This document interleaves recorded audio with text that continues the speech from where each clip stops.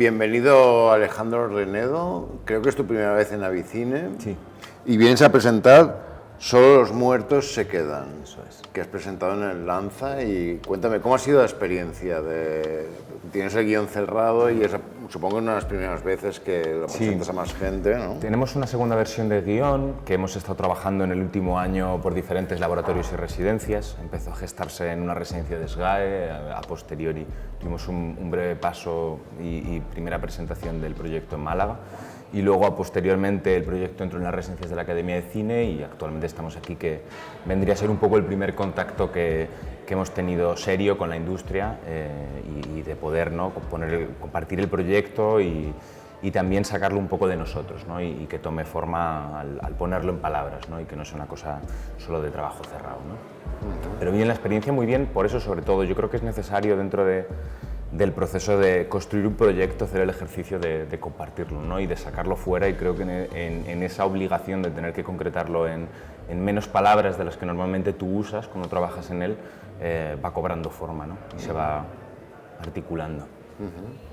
Y entonces, digamos que es una película, va a ser un drama, ¿no? Imagino, por... Bueno, yo creo que el tema en torno al que gravita la película es obviamente un drama y tiene su crudeza. Que el tema es la muerte digna, la Uh-huh. eutanasia, legalizada en España desde 2018. Eso es, lo que pasa es que nosotros, previamente a que ocurra, efectivamente, nosotros actualmente el guión está localizado en 2018, cuando todavía esta ley no estaba aprobada. Y aunque el tema que es central de la muerte digna y demás sea duro, sea áspero, precisamente nuestra intención con esta película y parte del interés que yo tenía como creador en ella era el crear una película que de alguna forma sus personajes huyen de ella. ¿Huyen de su propia película. Entonces creo que parte del interés de esa huida estaba en cómo hablar de un tema tan duro, tan áspero, pero tratando de huir precisamente de ese melodrama, tratando de no cebarnos ni poner nuestra atención necesariamente sobre esa enfermedad, sobre ese dolor, sino tratando de ponerlo en otro sitio, que es en el ejercicio de amor que hay también, en cómo de repente en el ejercicio de abandonar a alguien, de dejarle solo para permitir que se pueda quitar la vida, hay también mucha luz y hay mucho amor. Sí. O sea, porque digamos que la historia es un padre que intuyo que tiene una enfermedad degenerativa, en este caso el ELA es con lo que estamos trabajando. Wow, que está condenado, ¿no? Uh-huh. Y están la mujer, la hija, y entonces es 2018, todavía no se ha aprobado la ley, y entonces si quiere acabar con su vida no le queda más remedio que hacerlo él mismo, ¿no? Claro, eso es.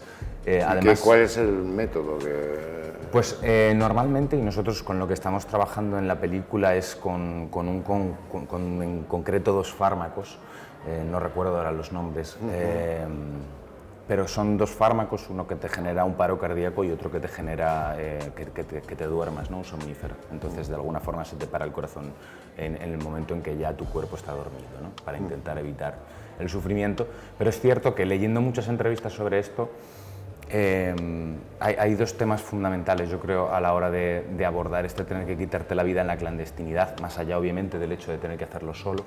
Una es que tienes que hacerlo cuando todavía quizás no querrías, ¿no?, porque para tener que hacerlo tú todavía tienes que estar lo suficientemente bien como para poder hacerlo por tus propios medios, ¿no? Porque no había posibilidad de que fuese la mujer que... Claro, pero de ahí parte la premisa de la película, ¿no?, de que hay un ejercicio un poco, yo creo, de permiso y de libertad de poder hacerlo sabiendo que no te llevas a nadie contigo, ¿no?, que no comprometes a nadie de tu familia. Entonces, yo creo que desde ahí es de donde nace ese ejercicio de amor, digamos, ¿no?, de entender en qué condiciones el otro posibilitas que se quite la vida, ¿no? Pero tiene que ser muy dura la despedida, ¿no? Claro. Y de alguna forma es una no despedida, ¿no?, porque normalmente cuando nos despedimos de alguien, y más si seguramente nos imaginamos este contexto, pensaremos en decir cosas bonitas, pensaremos ¿no?, en un abrazo, en un te quiero, y creo que todo eso son tabús y palabras prohibidas, porque creo que en una situación tan límite y tan dolorosa, cualquiera de esas palabras, de esos gestos puede actuar como un resorte que te haga echarte para atrás, ¿no?, o querer esperar un poco más. Entonces es una despedida que no se da prácticamente. Entonces creo que de ahí es de donde en parte está el dolor de la peli, pero también se desactiva parte de ese drama. No podemos hablar de esto abiertamente porque en el momento que lo hagamos corremos el riesgo de que el dolor nos haga echarnos para atrás. Interrumpir el proceso. Eso es. Entonces la mujer y la hija se van a la ciudad, ¿dónde se va a rodar?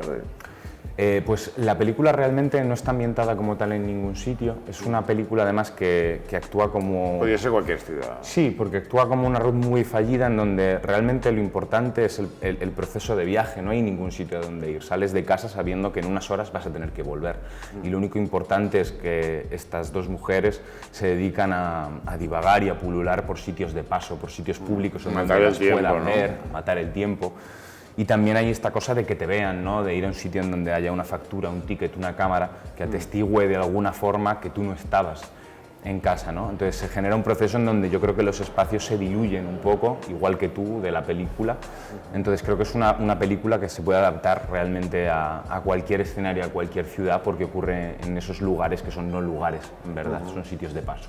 ¿Y estos fármacos en aquel momento se adquirían de forma clandestina, ¿no? Se adquirían sobre todo por internet, de forma ilegal, lo cual esto generaba otra pata del problema. Bueno, nosotros partimos sobre todo, además, la inspiración de esta película parte de un artículo del País y de un caso concreto y real, que es José Antonio Raval, que era un hombre enfermo de ELA y que decidió grabar su suicidio para denunciar la ausencia de una ley que le permitiese morir dignamente acompañado y para exculpar a su familia de participar del proceso.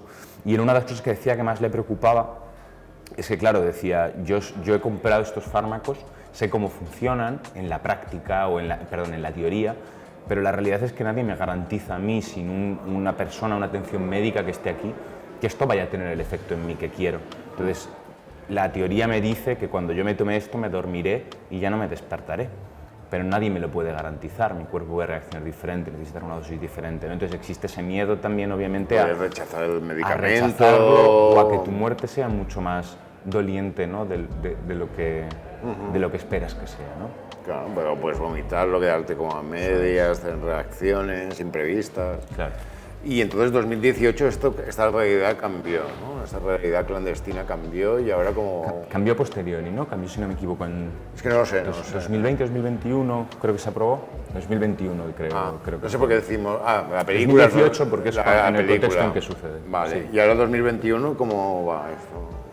Bueno, se aprueba una ley de la muerte digna, que creo que es el primer paso y un paso muy loable. Es cierto que ahora con el tiempo obviamente habrá que ver, ¿no? Cómo se van solucionando los diferentes problemas burocráticos que pueda suponer, ¿no? y cómo medir... O sea, no se está aplicando todavía. Sí que se está aplicando en España,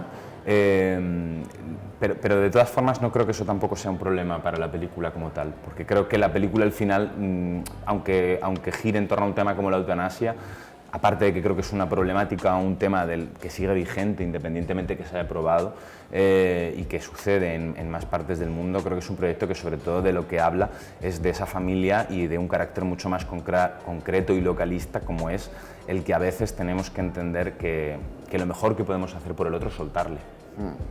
Y esto se puede aplicar a este tema, que es el que nosotros hemos elegido, pero que creo que es una cosa que se aplica a más aspectos humanos y universales. Relaciones amorosas, por ejemplo. Exacto. Interesante. ¿Y qué plan tienes? ¿Qué plan tengo? Sí, o sea, casting, rodaje... Bueno, actualmente nosotros acabamos de terminar el rodaje de un cortometraje que es homónimo a la película, Solo los muertos se quedan, y que actúa un poco como antesala del largometraje. Está construido como un prólogo, no forma parte de la película como tal. ¿Y luego se comercializará o suelto? ¿No? Bueno, ahora mismo la idea es que una vez que terminemos la postproducción del cortometraje tenga su recorrido por festivales. Más allá de eso no te sabría yo concretar. Bueno, para promocionar un poco que avance la película y tal. Sí, claro, como una antesala. Además, eso está construido como un prólogo, no va a formar parte de la película y lo que viene a contar es... No formará. No, viene a contar justamente como si el relato lo contásemos en dos caras. Una que sucede en el interior de una casa, que es este cortometraje, que lo que cuenta es esos instantes previos al suicidio en donde esta madre y esta hija le ayudan a preparar la puesta en escena un poco de lo que va a ser su suicidio, a colocar una cámara, a colocar un trípode, a vestirle, también habrá como ejercicio de despedida. pero en donde, como decíamos antes, no va a haber una despedida real. La despedida de alguna forma es compartir ese momento de puesta en escena. Y una cara B, que sería este largometraje que comienza en el momento en que esta madre y esta hija están ya fuera de esa casa. O sea que vas a trabajar mucho fuera de campo, ¿no? Al final, Eso es, no sé, eso totalmente. es una película que se construye mucho, yo creo, se tiene que construir mucho sobre pocas imágenes, pero imágenes que dialoguen mucho con el fuera de campo, en donde sean largos de tiempo, en donde el tiempo sea parte de nuestra puesta en escena para que de alguna forma ese concepto del tiempo muerto esté dentro de la puesta en escena. El tiempo muerto. El tiempo muerto. Bueno, pues mucha suerte. Muchas gracias.